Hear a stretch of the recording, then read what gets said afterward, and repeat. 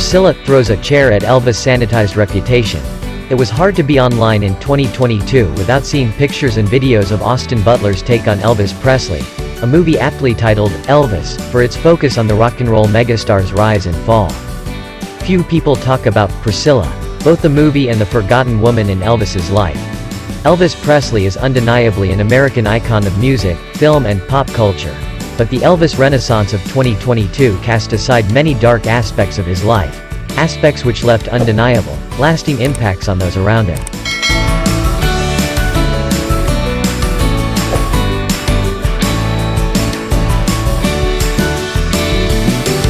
Priscilla tells the story of the marriage between Elvis Presley and Priscilla Presley. While Baz Luhrmann's biopic glosses over the questionable parts of their love affair, director Sofia Coppola embraces it in full force.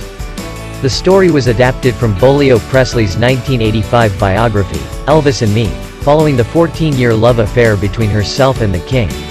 14 is an important number in this story as it was Priscilla's age when she first met and was pursued by Elvis. More than just an Elvis exposé, Priscilla is the story of finding yourself as a young woman in an abusive relationship.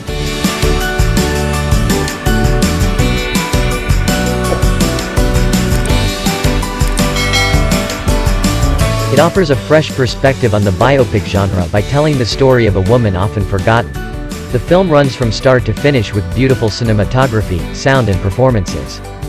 Cailee Spaeny, who plays the titular character, perfectly embodies the innocence of childhood while falling for the most famous man in the world.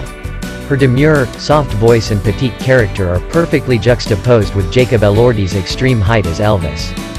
Following the Elvis Renaissance led by Baz Luhrmann's 2022 biopic, Priscilla could not have come at a better time. Luhrmann's retelling focused on the glamour and theatricality of Elvis' life.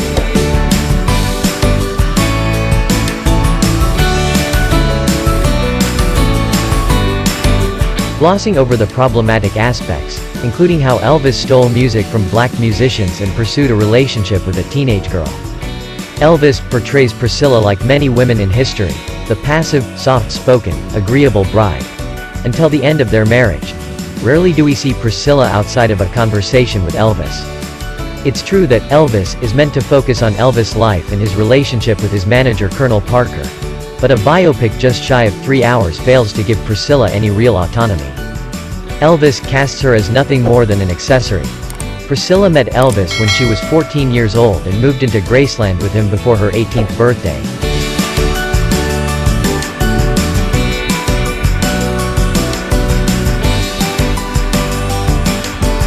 Throughout Priscilla, we see a young girl struggling with a sense of identity in a world that defines her by her relationship with such a famous figure. She even struggles to define herself as an individual. Elvis is constantly asserting his power over her, choosing what she wears and how she does her makeup, and throws a chair at her when she verbalizes disagreement. By the end of the movie, it's hard not to feel suffocated. Watching Priscilla leave Graceland at the end of the movie feels like a breath of fresh air, the start of a new life. So is Elvis, or Priscilla, the best retelling of this American love story? There's not one answer. They were created to tell separate stories. But Priscilla tells the story often forgotten, a story of girlhood, growing up and the dark sides of fame. Thus, we present this content. Don't forget to like, comment, share and subscribe. If this video is interesting for viewers, we thank you for your support.